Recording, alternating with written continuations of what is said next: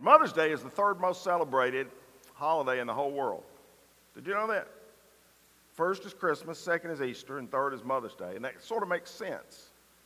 You got the birth of Jesus, you got the resurrection of Jesus, and the birth of everybody right up there together. Just as it should be. Maybe the only injustice is that we really only celebrate Mother's Day once a year. Maybe it should be once a month. Because moms, you are really very special. You have a way of saying things that are so profound, so thought-provoking, things that children will remember for the rest of their lives, such as, "Because I said so, that's why."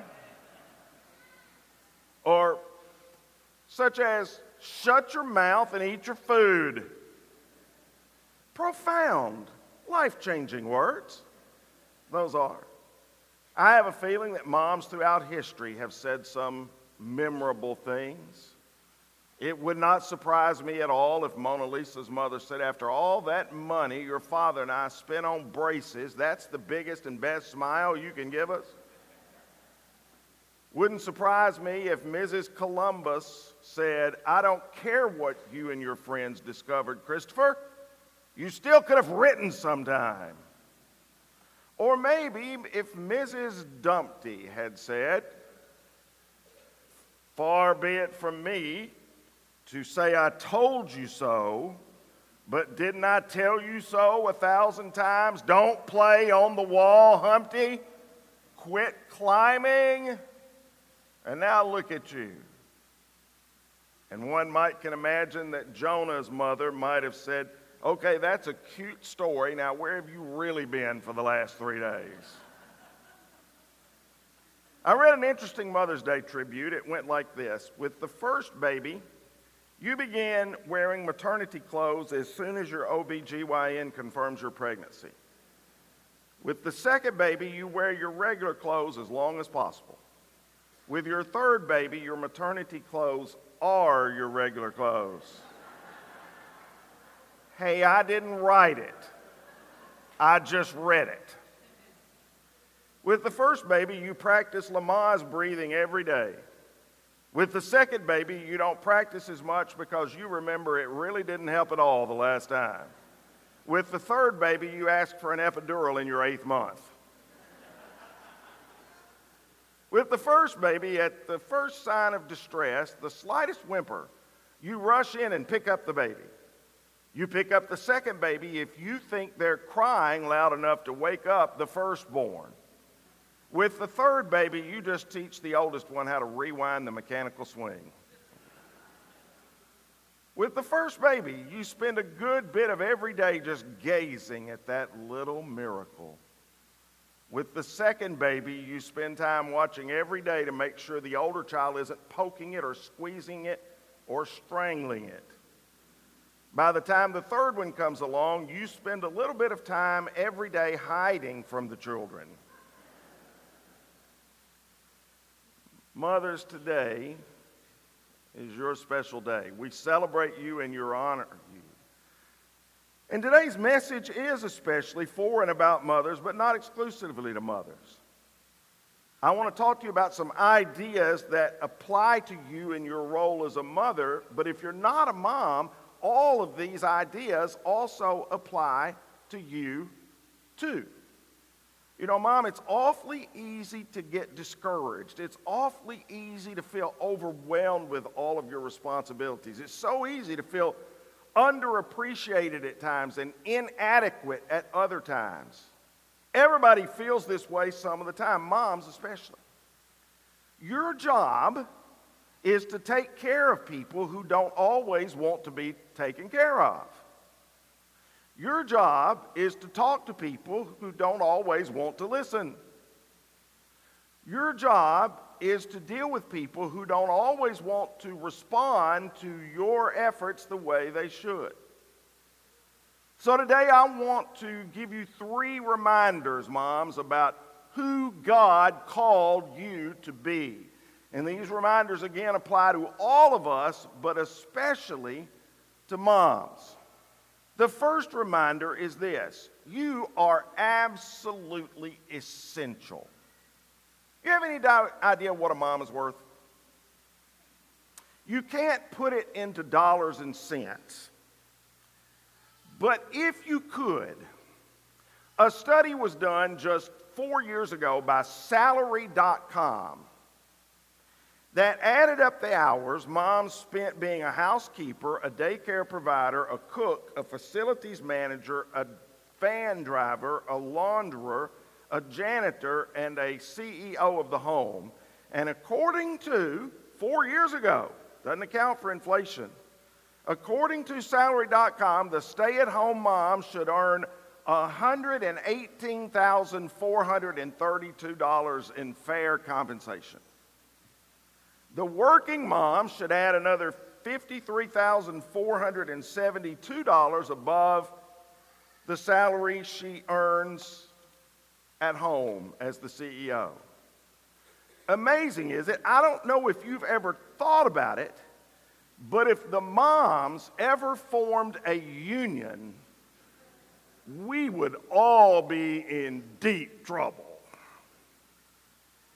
It would be nice if moms could be paid what they're worth, because we live in a society that tends to equate value with what one earns rather than who one is or what one does. And that's a backward society. Our perspective is distorted. In our culture, people earn huge amounts of money for being able to throw a baseball or a football really well. In our culture, people earn huge amounts of money for being able to sing or play an instrument really well. In our culture, people earn lots of amounts of money for being able to manipulate currency.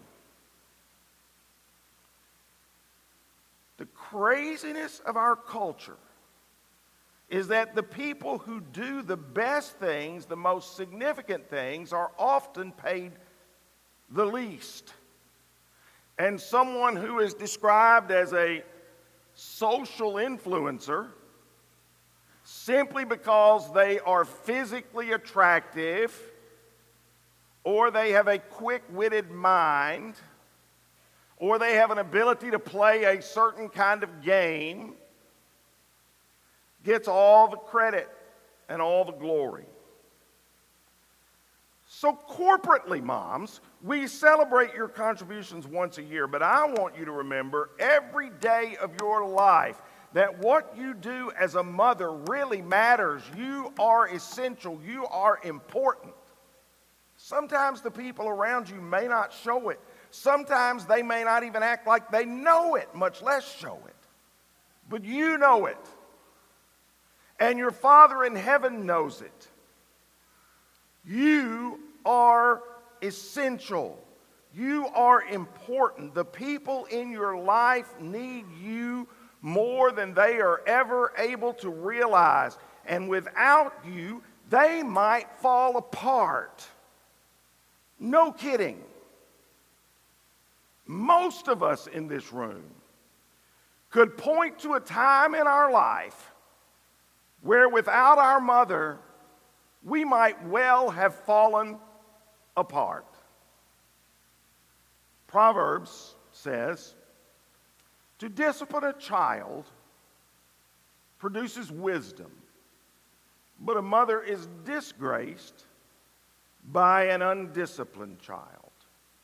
Without your discipline, without your correction, without your guidance, your training, your comfort, and your nurturing presence, your kids don't stand a chance. You are that important. You are that essential. And for the non-moms here today, think about the role you play in the lives of others, because the very same principle applies to you too. Other people need you in a way they may not even realize. The points of receiving recognition for you and how important and essential you are may be few and far between, but don't ever let that prevent you from recognizing the value of your contribution. And while we're on this subject, I want you, especially who are adults, to think about how this applies to your own mother. If you were to put a dollar amount on the investment that she made in your life, what do you think that number would be? And how many lifetimes do you think it would take for you to pay it back? Here is my Mother's Day challenge for you today. Do something soon, very soon, to show her that you know how important, how essential she has been in your life. If she's no longer living, then do something very soon in her honor. Memorializing and demonstrating a heart full of gratitude to God for the role that she played in your life. You, moms, are essential. Don't ever forget it. And you are also influential. I don't know if you've ever thought about this, but the very first miracle that Jesus ever performed was a wedding in Cana. The couple had run out of wine during the wedding feast, which was a socially humiliating situation. And Mary went to Jesus and said, "They have no more wine." Try to picture this in your mind if you can. This event as it is happening. Jesus minding his own business. He had never performed a miracle. He had never come out as the Messiah. Early in his adult life. And his mother comes to him and says, "They have no more wine." How do you think he felt? He said, "Well, dear woman, that's not our problem. That's their problem. They should have planned better. They should have organized better. My time has not yet come." What did he mean by that? My time has not been come for me to reveal myself as Messiah, to perform a miracle, to show a sign, to do anything that would produce faith in me as the Messiah. My time has not yet come. And his mom ignored Jesus. Can you imagine?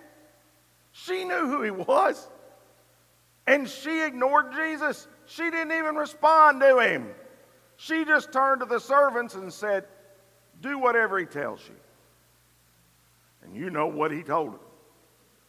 And you know what happened. The first miracle was turning the water into wine at the wedding feast, and the wine was better than the first wine served. And the miraculous sign at Cana in Galilee was the first time that Jesus revealed his glory, and his disciples believed in it. He had not yet fully told his disciples who he was, why he was there, and this was the time when they first began to really believe in him. Even though they'd been gathered by him and had been going around with him, this was the first time they really began to believe in him, and it was orchestrated and delivered by his mother. Moms, you are influential. That's how much influence Mary had with her son. Most of you, I think, know the name Kevin Durant. Kevin Durant is one of the 20 best basketball players of all time, may wind up one of the 10 best basketball players of all time. He's a multi-all-star, multi-MVP for the Phoenix Suns now. And a few years ago, he won the most valuable player for the first time. And his acceptance speech was so moving and inspiring because much of it centered around the impact his mother had had on his life. And I want you to just watch the 2 minutes that emphasizes that. And Turn it up. This is my mom.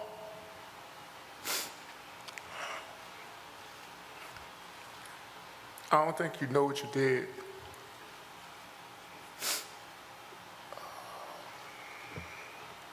You had my brother when you were 18 years old. 3 years later, I came out.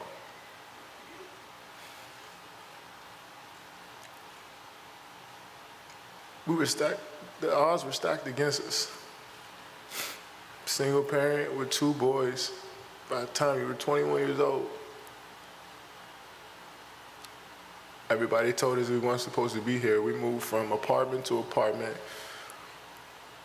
by ourselves. One of the best memories I had is when we moved into our first apartment. No bed, no furniture, and we just all sat in the living room and just hugged each other. Because that's what we thought we made it.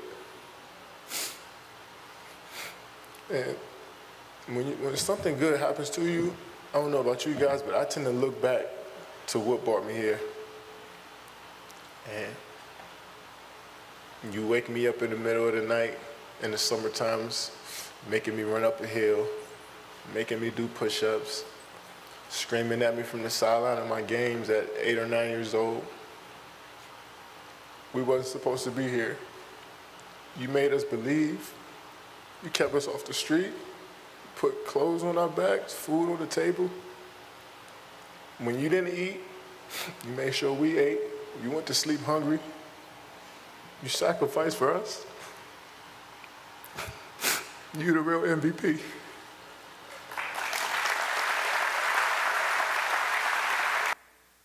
You're the real MVP. Yes, you are. Moms, you are influential. Dads, you are too. I heard a story about a man who picked up his young son from school one afternoon and proceeded to run several errands with his son buckled in the car seat in the back. He was running behind, so he was running from errand to errand. He began to speed and exceed the speed limit and duck in and out of traffic, and he got upset then, and he was yelling at people who were getting in his way. You know how it is when you're in a rush, and he kept saying, "You idiot! What are you doing, you idiot? Get out of the way!" Finally, a police car caught him speeding, pulled him over, blue lights on. When the policeman came to the car window and asked for his driver's license, the little boy in the back seat said innocently, "Daddy, is this the idiot you've been yelling at?"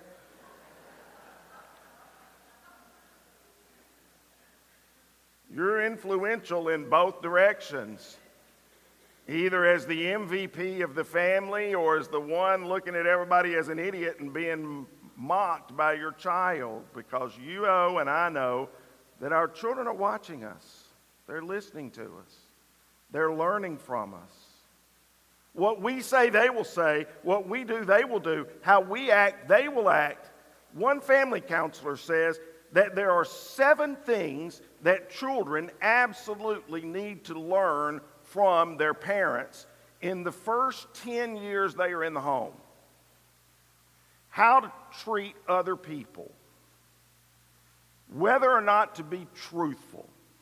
When I've taught multiple parenting classes here, that's where I always start, because you cannot solve any problem if you are not dealing with the truth, the whole truth, and nothing but the truth. How to handle disappointment. How to accept our shortcomings and do better. Whether we are in this life to be served or to serve. Such a valuable thing to teach our children at the youngest age. How to handle disagreements, because they're always going to come throughout your entire life. How to handle disagreements with maturity. And whether spiritual things or material things matter most in our lives. We got to see a beautiful evidence here today on the stage as the service began of children whose parents are trying to understand the importance of spiritual things and how they matter most in our lives. Moms, you're influential. Perhaps the poet summed it up best for us when he wrote, "His little arms crept round my neck, and then I heard him say, 4 simple words I can't forget, 4 words that made me pray. They turned a mirror on my soul, on secrets no one knew. They startled me. I hear them yet. He said, I'll be like you. Oh, yeah. Oh, yeah. They will be like you. That can be really, really good. Or really, really not so good. Because for good or for bad, you are influential. You are essential. You are influential. And finally, I will say this morning, you are enough. You are enough. Now, the storybook family scenario is one mother and one father married only to each other for a lifetime, with children only from that marriage living together forever and ever in peace and harmony. That's the storybook version. However, only one child in 6 in America live today in a family like that. 1 in 6. The rest live in single households or alone or in blended families. So the storybook has sort of been shut. But even when you are looking at the families that conform to the traditional structure, many times the father is not adequately involved in his kids' lives. He's working all the time. He's not providing proper leadership in the household. He's not a believer. He's not providing any spiritual leadership, and so on. Many times, Mom, it falls on you to be the glue that holds the family together. Many times, Mom, you may be the only one seriously involved with the shaping of the future of your children. And it may seem like it's an impossible task, but I want you to know it is not. You are enough. I'm not saying that Dad isn't important. Of course he is. I'm saying that if you find yourself doing this job alone, God will help you be enough. How do I know that? Well, as always, I want to turn to the pages of the Scripture. One of the most significant leaders in the early church was a young man named Timothy. He was Paul's protege, trained to be the minister in Ephesus, where, according to historical legend, he served for 30 years before he was martyred for his faith. When Timothy was still new in the ministry, Paul wrote him saying, I remember your genuine faith, for you share the faith that first filled your grandmother Lois and your mother Eunice, and I know that same faith continues strong in you. Your grandmother Lois, your mother Eunice, what about the father? Just like in 2025, all too often, way too often. No mention of him. We only know that he was a Greek. He probably wasn't a believer, but that wasn't an insurmountable obstacle for their family. Timothy's mom was enough to keep Timothy on the right track. Mom, you are enough. Don't you think there's a reason that when you see these football players on television, or baseball players or basketball players on television, and the camera focuses down on them, that they often turn and say, "Hi, Mom. Have you ever seen one that turned and said, 'Hi, Dad'?"